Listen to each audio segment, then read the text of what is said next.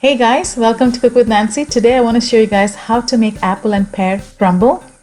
Most of the cases either people make just apple or the pear. I'm going to combine them together. This is one of the easiest recipe you'll ever make. If you're new to my channel, welcome. Don't forget to hit the subscribe button right now. That way you don't miss on upcoming videos. Here I'm using a red apple. You can use any variety of red apple that is sweet, or even just a little bit of tart is fine. And I'm also using the pear. Now together combined, I'm going to use 6 to 7 cups of peeled and sliced fruits of pear and apple combination. Now if you just want to skip one of the fruit and use just pear, or you want to just use apple, that's definitely possible. You can just do as you wish.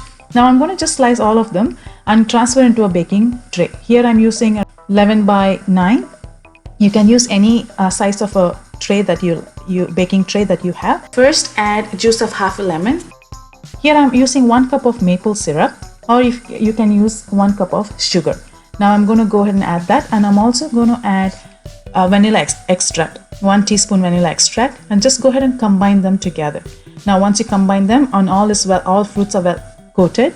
At this point, I'm going to go ahead and melt half a cup of butter. Now we are going to make a brown butter. So basically we will brown them and boil them until it browns, and that gives a beautiful caramelized and the nutty flavor. Now here I have 2 cups of rolled oats and half a cup of packed brown sugar. If you don't have brown sugar, go ahead and add white sugar. 1/3 cup of gluten-free flour I'm using, but you can use whole wheat flour or a regular all-purpose flour.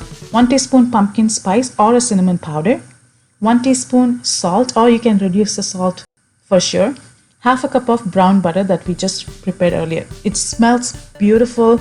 It's this nutty flavor. Without adding a nuts, you have this beautiful nutty flavor already. Go ahead and add the butter, and we are going to combine them together to incorporate the oats mixture into the butter. Once you combine them all, now I'm going to go ahead and add this on top of the apple and the pear mixture and just level it up evenly so that it is covered and it has beautiful layer on top. Now my oven is also preheating at 350, and I'm going to bake it for 45 minutes, or it could be 50 minutes depending on your oven temperature. Now let it cool down completely. In my case, I haven't let it cool down. It's still warm and hot, and I'm just going to take it out a little bit to show you guys how it looks.